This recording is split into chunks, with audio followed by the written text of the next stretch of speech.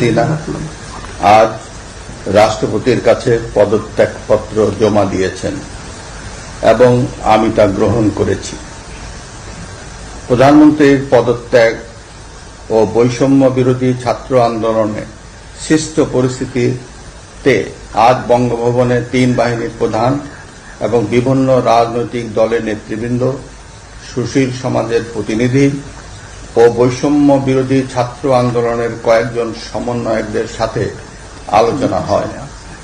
শুরুতেই সেনাপ্রধান বিরাজমান সার্বিক পরিস্থিতি ও রাজনৈতিক দলগুলোর সাথে তার আলোচনা সম্পর্কে আমাকে অবহিত করেন।